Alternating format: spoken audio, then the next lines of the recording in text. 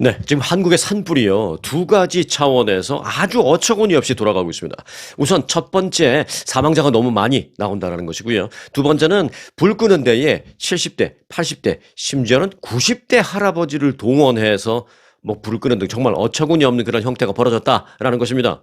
오늘 그 트럼프 대통령의 그 자동차 관세 발표 어제 있었거든요. 그것 때문에 중요한 뉴스가 오늘은 참 많은데요. 이 산불 얘기를 먼저 하지 않을 수가 없는 그런 상황입니다. 참 그리고요. 이 트럼프 대통령 그 자동차 관세가 어제 공식 발표됐는데 이제 이로 인해서 미국 내 자동차 가격이 최소 3,000불에서 최고 한 6,000불까지도 오를 것이다라는 전망이 나왔습니다. 차 살 일이 있으시면 빨리 사시기 바라겠습니다. 요 얘기도 잠시 후에 정리를 해드리겠고요. 자, 그리고 이제 치과 진료에 있어서 요즘 뭐 치과 진료 필요하신 분 많잖아요. 한국이 미국보다 얼마나 저렴할까? 잠시 후에 이제 비교 분석 해드리는 그런 순서도 좀 말을 하도록 하겠습니다. 자, 오늘은 여러분들 일주일 동안 정말로 수고 많이 하셨잖아요. 그래서 수고하신 여러분들을 위해서 좀 고급 정보를 제가 준비 많이 했습니다. 영상 끝까지 함께 해 주시고요. 자, 앞서 말씀드린 이 내용은 잠시 후에 제가 바로 전해드리겠고, 우선 한국 산불 속보입니다. 이 경상권에서 발생한 동시 산불로 인해서 최소한 26명 이상이 사망하는 등 인명피해가 56명 이상, 최고 60여 명 넘는 그런 그 대대적인 아주 큰, 최근에 수십 년 동안 볼 수 없는 큰 인명피해가 발생했습니다. 경상북도가 제일 많습니다. 사망자가 22명, 중상자 3명, 경상자 16명 등 41명 이상의 사상자가 났고요. 그 밑에 경상남도는 사망 4명, 중상 5명, 경상 4명 등이 13명이었습니다. 그리고 이제 울산은 울산광역시라 그러나요? 울산시를 따로 보죠, 항상. 울산시는 경상 2명자가 일단 나왔습니다. 중앙재해대책본부 관계자는 지금까지 우리가 경험해보지 못한 산불을 우리는 지금 겪고 있다. 이런 말까지 했습니다. 이 관계자는요, 피해자 가운데 사망자와 중상자의 대부분은 60대 이상의 고령층이었다. 라면서 산불을 제대로 진화하지 못하는 이유에 대해서 이제 기자들이 많이 질문을 할 거 아니에요. 그에 대해서 이제 전문가들이 뭐라고 또 얘기하고 있냐면, 산불 현장을 한번 가보십시오. 가보면 한눈에 알 수 있을 겁니다. 산림청은 제대로 된 전략도, 제대로 된 전술도 하나도 없습니다. 그리고 대응책이 너무 비현실적이고 불 끄러 올라간 사람들은 대부분 다 노인들 뿐입니다. 라면서 정말 화가 나서 그렇게 토로하는 모습도 볼 수가 있었습니다. 실제로 산불 전문가들은요, 이에 대해서 산불 진화 관련 인력에 대한민국이 상당히 고령화된 산불 인력이 되어 있다. 뭐 이런 것을 가장 큰 이번에 그 문제점으로 지금 꼽고 있습니다. 참고로 한국은요, 이런 게 있어요. 은퇴한 이후의 사람들, 65세 이상, 뭐 65세 이상이지만 보통 한 70세 이상들, 그 재정 자립을 도와준다라는 목적으로 고령자들을 정부기관 어떤 환경 업무에 대거 취업시키고 약간의 소정의 임금을 주는 그런 프로그램이 있습니다. 자, 이로 인해서 한국 내 산불 진화대, 여기도 이제 뭐 그런 분들이 많이 갔습니다. 한 달에 뭐 40만 원, 50만 원, 뭐, 이렇게 받고요. 그 산불 진화대 한국이 11,000명이 있는데요. 그 11,000명 가운데 95%가 65세 이상 고령층으로 되어 있다라는 것입니다. 다시 말해서 한국의 그 지방자치단체, 지방의 그 산불 진화대의 인원의 95%는 사실상 말이 65세 이상이지 사실상 대부분 70대로 이어져 있다. 70대 이상으로 이루어져 있다. 이렇게 볼 수가 있는 겁니다. 이번에 사망한 희생자들도요, 대부분 60대 이상이었습니다. 심지어 90대 노인이 산불 진화에 투입되는 일도 있었습니다. 상상할 수 없는 일입니다, 이거는. 또한 헬기 조종사 한 분이 돌아가셨잖아요. 근데 이제 헬기 조종이라는 게 제가 이제 엊그제도 말씀드렸습니다만은 체력도 필요하고요, 시력도 필요하고, 청력, 또 반사신경 등등등이 뛰어나야 하는 그런 산불 진화 헬기를 73살의 고령인이 조종을 하다가 추락해서 이제 사고가 났다라는 것. 이게 전기줄에 헬기가 감겨버렸거든요. 그럴 만도 하죠. 이 연무가 얼마나 심하겠어요. 그 연무가 심한데 가뜩이나 시력, 청력, 이 좋지 못하신 반사신경도 좋지 못하신 그런 70대 어르신 조종사가 가셨으니 그 뿌연 그 연무가 심한 데에서 이게 뭐 연문지 전깃줄인지 잘 보이지도 않는 상태에서 이 헬기가 전깃줄에 휘감으면서 그냥 하고 추락한 거 아니겠습니까? 전기 다 끊어지고 본인은 본인대로 희생당하시고 정말 한국의 이런 그 고질적인 어떤 문제 그리고 지금 현재 가장 큰 문제점이 여실히 드러나고 있는 그런 산불 현장 상황입니다. 이렇게 고령자들이 많이 동원된 데에는 아까도 제가 살짝 좀 언급을 했습니다만은 한국의 이제 프로그램, 그 프로그램 일자리의 이름은 재정 일자리 사업이라는 겁니다. 정부가 하는 건데 재정 일자리 사업. 이 한국의 재정 일자리 사업이라는 건요, 정부가 재정을 투입해서 일자리를 창출하는 사업을 의미합니다. 이 지역의 고령자들을 위해서 얼마, 그럼 근데 그 얼마를 써야 돼요. 어떻게? 65세 이상, 보통 70대 넘으신 분들을 그냥 자그마한 일 이렇게 시키면서 한 달에 4, 50만 원씩 이렇게 주는 뭐 그런 게 있습니다. 이런 주로 이제 고용을 촉진한다거나 또는 경기 부양, 뭐 취약계층 지원 등의 목적으로 시행이 되는 프로그램입니다. 대상은 말씀드린 대로 고령자 또는 뭐 장애인 등 주로 이제 사회 취약계층을 위해서 일자리가 주어지는데 일자리의 종류는 다양합니다. 뭐 박물관이나 공원 이런 데서 맨 앞에서 이제 간단한 안내를 해주는 일, 뭐 저쪽에 파킹하세요, 뭐 저 이쪽으로 들어가면은 뭐 매점 있습니다, 뭐 이렇게 간단한 안내해주는 그런 쉬운 일서부터 뭐 정부 기관 건물의 어떤 간단한 환경 정리, 뭐 청소까지는 아니어도 주변에 다니면서 이렇게 좀 환경 정리해주는 그런 일. 그리고 이번에 문제가 된 산불 진화 대원 같은 것도 있습니다. 결국은 그런 일자리가 이번에 지금 큰 문제가 된 것입니다. 사람의 목숨을 순식간에 앗아갈 수도 있는 산불을 진화한다는 일자리에 70대, 80대, 심지어 90대 할아버지까지 받아들여서 뭐 일정 임금을 주고 있었던 것입니다. 고령층의 재정 자립을 돕는다라는 그 취지, 그것은 뭐 너무나도 박수 쳐주고 싶은 그런 심정입니다만은 그렇다고 해서 이 산불을 끄는 그런 일자리에 70대, 80대를 고용한다는 것은 너무나도 무책임하다라는 생각입니다. 그래서 이제 돌아가신 그분들은 그분들대로 희생당하신 거고요. 또 산불은 산불대로 저렇게 끄지도 못하고 있는 그런 어처구니 없는 상황이 지금 연출되고 있는 것입니다. 산불 끈다고 정부의 그 산불 진화대 소속으로 산으로 오르는 70대, 80대, 심지어 90대 노인까지 뭐 나가는 그런 나라는 아마 한국밖에 없지 않나 뭐 이런 생각이 들 정도입니다. 이에 대해서 그 한국의 산불 진화 전문가들도 아주 화를 내고 있습니다. 분노하고 있습니다. 이들은 산불 진화대는 산불이 나면 가장 위험한 상황에서 동원되는 인력인데 지금 한국의 산불 진화대는 연령층이 너무 높아서 실제 투입이 가능한 수준은 한 10%밖에 되지 않는다. 이렇게 말하고 있습니다. 말이 11,000명이 조직되어 있지 실제로 투입할 수 있는 사람들은 한 1,000명 남짓하다. 뭐 이 얘기입니다. 나머지 9,000명 이상은 투입해야 도움도 안 되고 오히려 본인들에게 위험을 초래할 수밖에 없는 그런 사람들이라는 것입니다. 90%는 그러니까 60대 이상이란 이제 실제 투입이 어렵다라는 것이죠. 자, 실제 투입이 어려우면 투입하지 말았어야지. 그걸 어거지로 투입시켰다가 결국 그분들 그 산 위에서 불 속에서 확 불이 막 앞뒤로 감싸니까 불 속에서 포위된 채, 고립된 채 그렇게 돌아가신 거 아니겠습니까?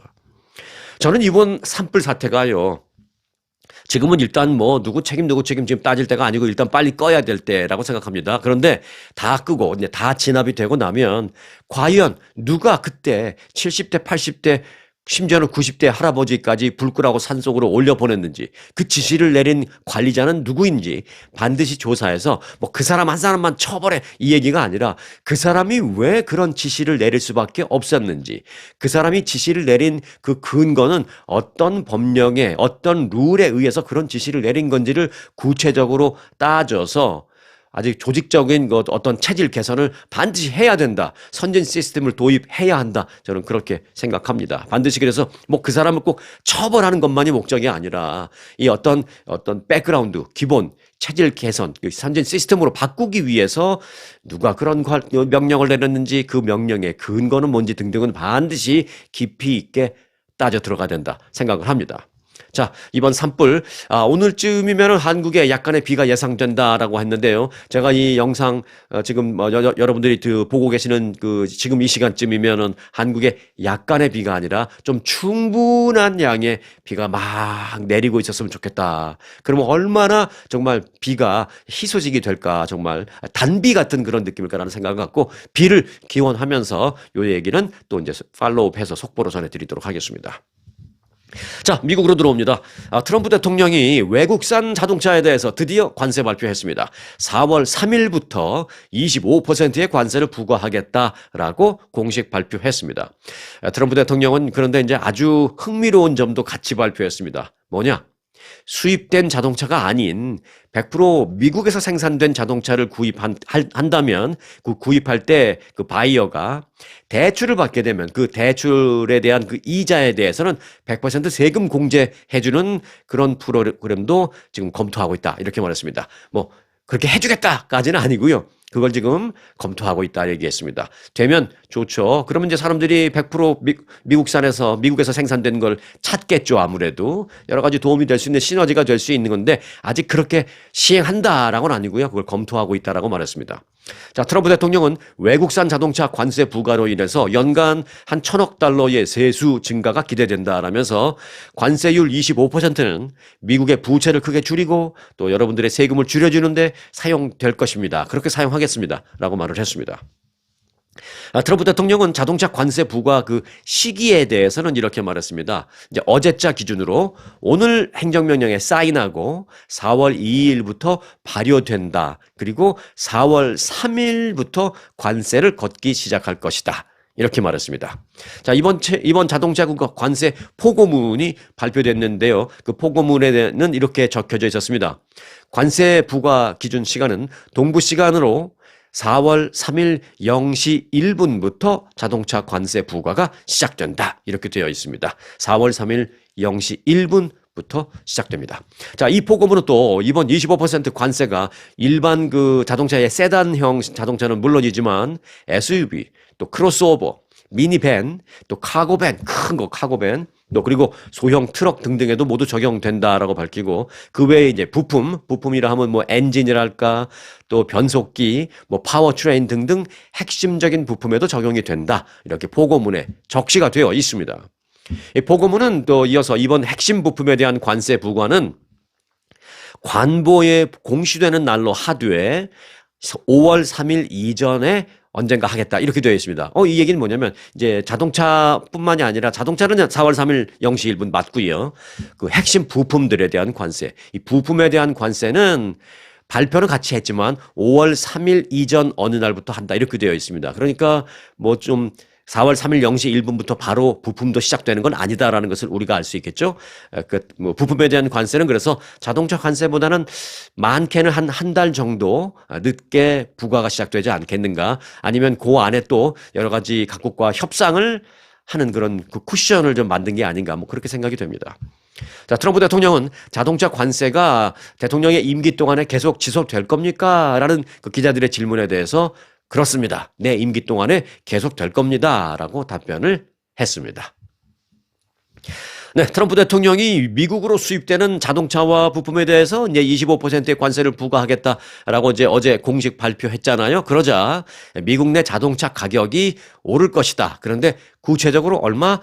작은 거는 한 3,000불에서 좀 더 큰 건 6,000불까지도 오를 것이다. 라는 전망이 아주 구체적으로 나왔습니다. 장기적으로는 또 이 팬데믹 당시처럼 이 부품 공급망 등 또 자동차 공급망 등등에도 문제가 생겨서 자동차 생산이 줄어들게 되고 어떤 경우에는 일부 차종은 단종될 수도 있다라는 그런 전망까지도 나왔습니다.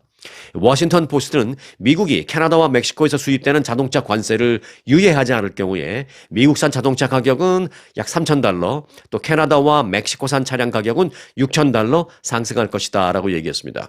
미국산인데 왜 상승하지라고 생각할 수 있습니다만은 미국에서 제조 생산하지만 또 거기에 들어가는 부품은 그 외국에서 수입해서 사오는 부품들이 많잖아요. 자동차 부품이 뭐 한두 개가 아니고 뭐 만 몇천 개, 거의 2만 개 가까운 부품이 들어간다고 하는데 100% 미국산은 사실 쉽지 않거든요. 그래서 부품들도 이제 외국에서 수입할 때 거기 이제 관세가 붙잖아요. 그것 때문에 아무래도 가격이 올라갈 수밖에 없다는 것이죠. 그래서 미국에서 생산됐다 하더라도 한 3,000달러 정도는 오를 것이다.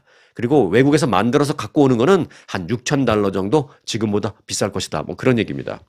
4월 중순까지 차량 생산 차질이 발생할 것으로 생산이 돼서 하루 약 2만 대의 생산 감소가 이루어질 것으로 전망된다고 하고요.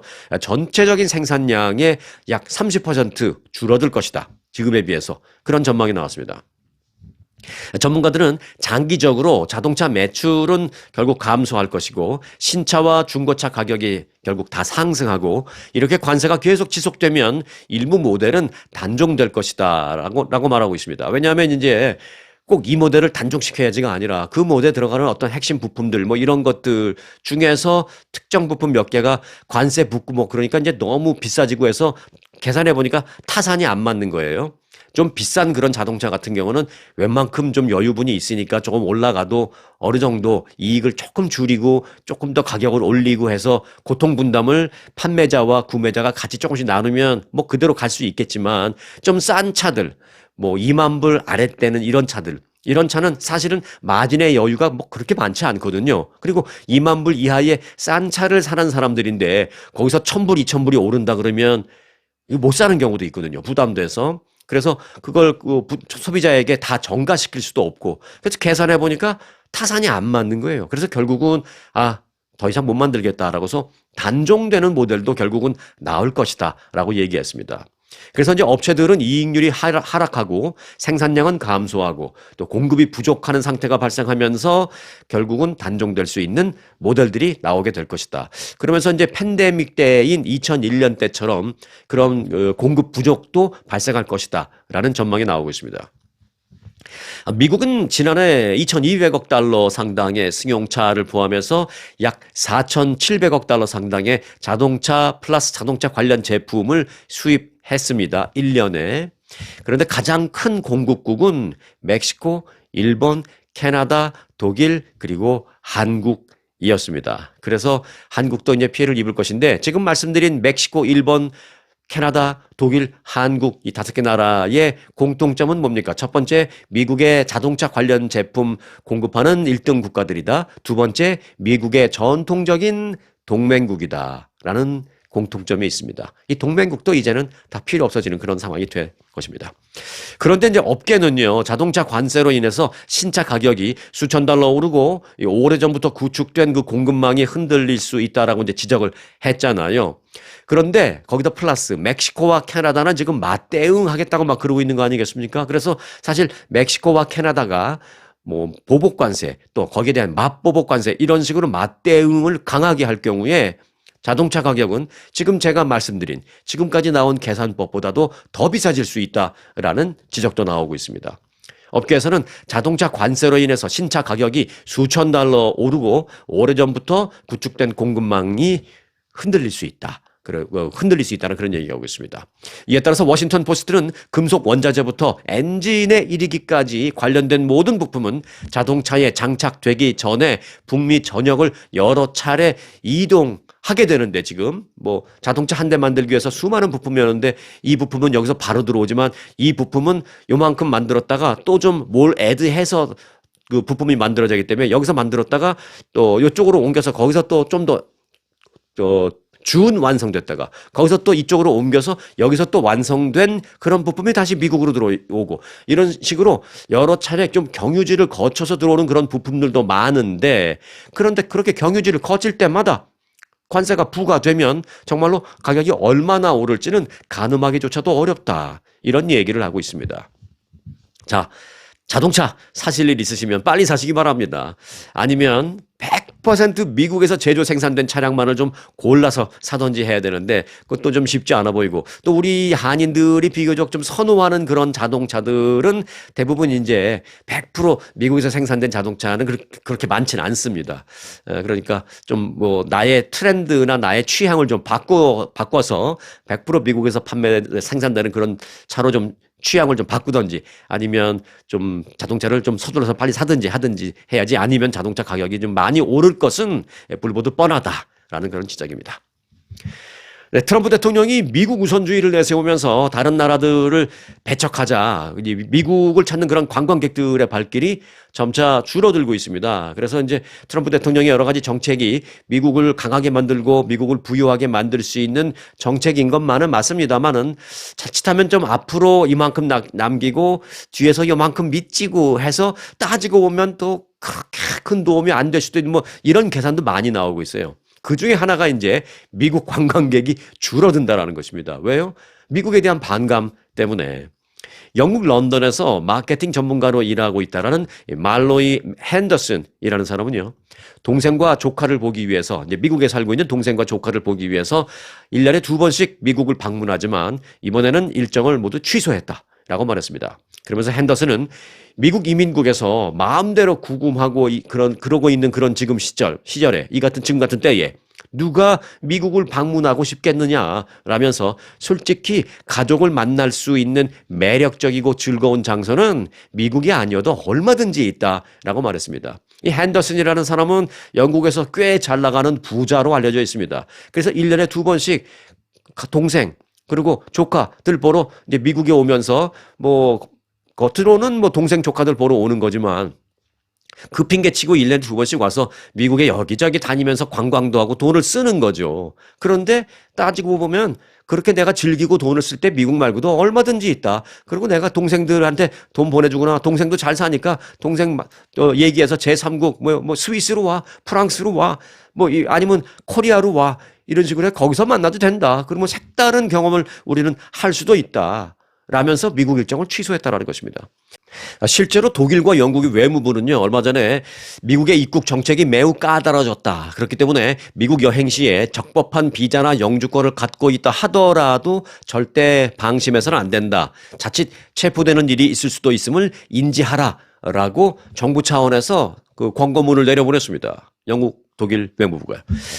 자, 트럼프의 이 같은 외국인 배척 기조에 따라서 달러 강세잖아요, 지금. 그래서 이제 달러가 그 외국에서 들어오려면 달러 쓰기 좀 부담되죠. 그래서 달러 강세까지 막 거기다 겹치고 그래서 미국의 관광 산업이 좀 타격을 입을 것 같습니다. 올해도 이 팬데믹 이전 수준으로 회복되기는 좀 어려울 것 같다. 이런 전망입니다.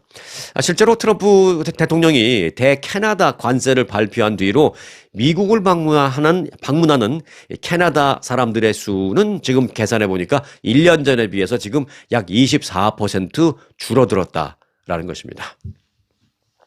자, 그런데요. 여기 미국을 관광 왔다가 지금 심각한 상황에 빠진 케이스도 있습니다. 여러분들도 이미 잘 아시는 뉴스죠. 이 한인 여성 3분. 그랜드 캐년 여행 도중에 실종된 한인 여성 3명과 연관됐을 가능성이 제기된 그 애리조나주 그 연쇄 차량 추돌 사고, 교통사고 현장에서 경찰이 지금 이게 속보입니다. 추가 유해를 수습해서 신원을 확인 중인 것으로 밝혀졌습니다. 이 정말 뭐 입에 담기도 좀 껄끄럽습니다만은 자동차 거기 차량 화재 사고까지 연결됐거든요. 22동 추돌 사고가 엄청나게 세게 발생하자 그 차량 중에서 몇 대는 막 차량에 화염이 휩싸여서 차량이 다 불에 탔습니다. 경찰이 출동해서 보니까 차량은 이미 새카맣게 탄 거예요.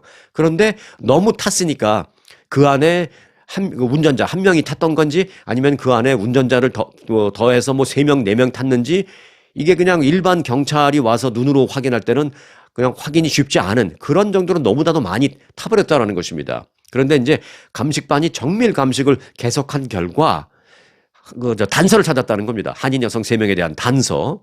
자, 애리조나 수사당국은 사고 현장에서 추가 유해를 발견해서 그러니까 너무나도 새까맣게 타서 구분하기 힘든 그런 타버린 시신 그 유해를 발견해서 실종된 한인 여성 3명의 것인지의 여부를 지금 조사 중에 있다라고 밝혔습니다. 앞서 그 한국인 33살의 이모 씨 그리고 이모 씨의 어머니 김모 씨 또 김 씨의 여동생 또 다른 김모 씨 이렇게 여성 3명이 그랜드 캐년에서 라스베가스로 이동 도중에 연락이 두절됐잖아요. 당시 이제 이들이 지나갔던 그랜드 캐년에서 서쪽 방향 라스베가스로 가는 방향 I-40라고 하는데요. 이 40번 프리웨이 고속도로 I-40에서 눈을 동반한 그 겨울 폭풍으로 인해서 수십 명의 사상자가 난 연쇄 추돌 사고가 발생했습니다. 사고는 이제 큰 불이 나면서 차량들의 형태를 알아볼 수 없을 정도로 전소된 차량들이 많이 나왔는데 그래서 이제 유해 수습에도 당국이 아주 어려움을 겪고 있습니다. 거기서 약간 단서를 찾았다라는 것입니다. 어떤 단서냐? 그러니까 예를 들어서 시신이 너무 심하게 타버렸으니까 이게 미국 사람인지 동양 사람인지 남자인지 여자인지도 구분하기 힘들 정도의 그렇게 다 타버린 시신인데 어떤 단서냐? 경찰 당국은 추가 조사 결과 당시 추돌 차량 중에 BMW SUV 차량 한 대가 있던 것으로 확인됐다. 그리고 그 BMW 굉장히 많이 타버린 그 BMW SUV 안에서 시신의 유해를 찾았다. 그래서 지금 조사 중에 있다라고 말했습니다. 그런데 이 실종된 이 씨 일행이 빌린 렌탈카, 그 렌탈카도 BMW SUV였습니다. 그런데 그 차량 사고 현장에서 BMW SUV가 딱 한 대 발견된 거예요. 그래서 지금 현재 그걸 단서를 찾은 것으로 확신하고 지금 조사를 벌이고 있습니다. 그런데 이제 애리조나 주 당국은요, 이번 추가 수습한 그 유해가 너무나도 소량인데다가 또 너무나도 화재로 심하게 손상이 심해서 신원 확인하는데 상당히 어려움을 겪고 있다. 뭐 이런 말도 했습니다. 자, 이제부터는 앞서 말씀드렸던 치과 진료, 한국, 미국 비교를 해드리겠습니다. 자, 미국에서 건강보험이 없는 환자가 치과 치료를 받을 경우에 한국에서 시술을 받는 것이 비용 측면에서 훨씬 유리한 것으로 나타났습니다. 주요 치과 시술이 뭐예요? 뭐 신경치료, 뭐 임플란트 등등이잖아요. 그 신경치료를 비롯해서 임플란트와 또는 이제 젊은 사람들 많이 하는 치아 교정 등등을 비교해 본 결과 한국에서 시술을 받을 경우에 가장 큰 차이가 나는 것이 신경치료였습니다. 신경치료는요, 미국에서 치료받는 것보다 한국에서 치료받는 게 비용적인 측면에서는 사실 퀄리티도 같으면 같지 더 나쁘지 않습니다. 한국. 좋으면 좋았지. 신경치료 같은 경우에는 미국의 비용보다 한국에서의 비용은 20%밖에 되지 않습니다. 신경치료, 미국에서 예를 들어서 $1,000 냈다. 그러면 한국에서는 한 $200만 내면 되는 거죠. 그리고 미국에서 이제 치과 치료비는 이제 왜 이렇게 비싸냐? 미국에는 치과 치료 진료비가 자유시장 가격제입니다. 그래서 인건비, 운영비 이런 것도 높고 임대료도 높고 노동 인건비 당연히 높죠. 그래서 무보험 환자가 캐시로 내야 될 때는 상당히 비용이 비싼 편입니다. 가격도 제각각이고. 반면에 한국은 경쟁력 있는 의료 환경을 바탕으로 국산 임플란트 기술이랄까, 국산 치과 기술, 이런 것들이 상당히 발달되어 있고, 그 다음에 정교한 한국 치과 의사들의 그 정교한 실력, 이런 것들 때문에 시술이 고급 시술이라 하더라도 비교적 미국보다는 저렴하게 되어 있다라는 것입니다. 한국 사람보다는 미국 사람들이 이제 손재주가 지금 좀 덜하죠. 그래서 어떤 정교하고 고급 기술은 갖고 있는 사람들이 또 많지 않아요. 그래서 그런 사람들이 할 때 가격을 세게 부릅니다. 그런데 이제 바꿔 말하면 그런 정교한 기술이라 하더라도 한국은 웬만한 사람들이 다 그런 실력을 갖고 있어서 그냥 적정 가격이라는 것이죠. 자, 미국과 비교했을 때 신경치료는 앞서 말씀드렸던 대로 20% 이하 비용으로 가능합니다. 미국에서 $1,000이라면 한 $200, 3,000~4,000 든다면 한 $700~800이면 된다는 것이죠. 임플란트 역시 미국에서 한 개당 $4,000, $5,000 정도 선인 반면에 한국은 $1,500 수준입니다. 그래서 임플란트 4개 한다. 그러면 예를 들어서 미국에서는 446, 16,000불 아니면 20,000불 막 그렇게 들어간다면 한국에서는 한 5~6,000불 그 정도면 된다라는 것입니다. 그러니까 10,000불 이상 세이브하는 것이죠. 한 4개 정도 하면. 그러니까 웬만큼 비용 빠지고도 남습니다. 자, 치아 교정의 경우에는 미국에서 평균 $5,000인데 한국에서는 $3,000 수준으로 여전히 큰 차이가 존재합니다. 자, 전문가들은 이처럼 시술비의 격차가 큰 이유로 의료 시스템의 구조 차이, 그리고 노동 운영 비용 격차, 그러니까 인건비, 그리고 임대료 이런 거에 대한 차이, 또 의료 관광 활성화를 위한 한국에서 의도적으로 취하고 있는 어떤 가격 경쟁력, 이런 의료 관광을 많이 부르기 위해서 비교적 좀 적당한 가격으로 하는 것이죠. 그런 여러 가지 이유가 있다라는 것입니다. 특히 미국은요, 그 외에도 보이지 않는 비용들이 많이 들어가서 그 보이지 않는 비용들이 그 진료 비용에 안 보이게 포함돼 버리는, 엎어져 버리는 그런 경우가 많습니다. 그 보이지 않는 비용 중에 가장 큰 게 뭐냐? 소송비입니다. 의료소송비. 한국은 사실 웬만해서는 그런 의료소송비 없잖아요. 미국은 툭 하면 있잖아요. 그런 걸 미리 대비해서 다 거기다 집어넣는 것이죠. 때문에 보험비가 비싸면 보험비도 다 진료비에 넣어버리고, 또 임대료, 인건비 마찬가지 매우 비싸고요. 그래서 캐시 환자에게는 비용 부담이 고스란히 그것들이 다 덮어 씌워져 버리는, 전가되는 그런 구조에서 더 비쌉니다. 확실히.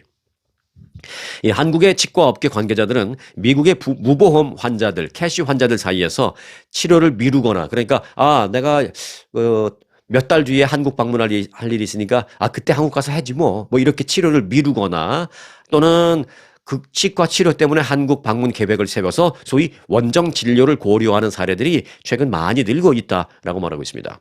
항공료와 체류비들을 감안하더라도 다 빠지고도 남는다라는 것입니다.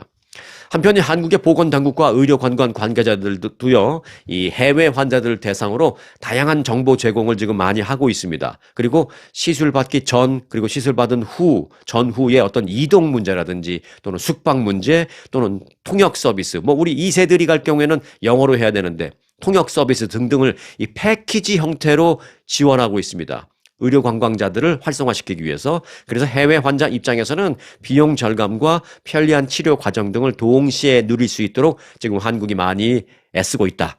그런 얘기를 한국의 보건당국이 해주고 있습니다. 향후 그래서 한국의 치과 치료 관광 수요는 더욱 확대될 것으로 예상되고 있습니다. 네, 한국을 방문 중인 마이크 던립이 알래스카 주지사. 지금 알래스카 주지사가 한국 방문 중에 있거든요.